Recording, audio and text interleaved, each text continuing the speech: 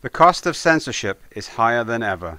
Our globalized existence depends on the free flow of information, and the power of authoritarian regimes depends largely on their ability to stop it from flowing. Which countries try hardest to control and suppress information? The government of Belarus has raided newsrooms, confiscated equipment, imprisoned journalists, and banned reporters from traveling. The remnants of its independent press operate underground. Independent websites are blocked, and access to the internet requires identification.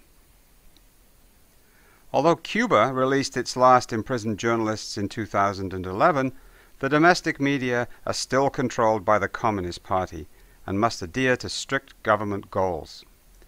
Independent bloggers work on websites hosted overseas. Only some foreign journalists are granted visas to visit. Saudi authorities have the right to appoint and fire senior editors. Violations of the local media laws are punished arbitrarily and often harshly. Political unrest in the country's large eastern province has gone uncovered because journalists are barred.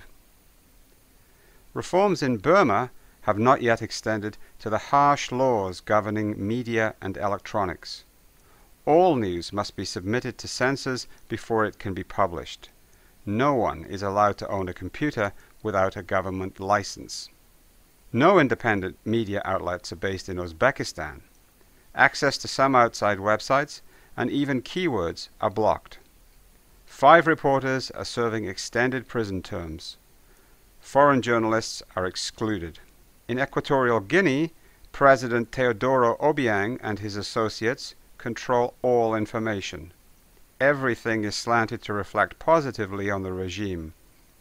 State media do not cover international news unless a top official travels abroad. Iran uses imprisonment of journalists to quash critical news coverage. Reformist publications are often banned and their staff sent to prison. Satellite broadcasts and millions of websites are blocked. Sophisticated techniques are used to detect interference with anti-censorship software. Bashar al-Assad has imposed a blackout on coverage of Syria's unrest, excluding foreign journalists and arresting locals. Dozens of journalists have been detained without charge or gone missing. At least 9 journalists have been killed, 6 with the government believed culpable. News in North Korea comes almost exclusively from the official Korean Central News Agency, which supplies a steady diet of propaganda. Internet access is limited to a monitored and censored internal system with no ties to the outside world. The only media allowed to operate in Eritrea are state-controlled. Journalists are conscripted into work and have no editorial freedom. They are instructed how to cover stories. Journalists suspected of sending information outside the country are thrown into prison without trial. The government expelled the last foreign correspondent in 2007.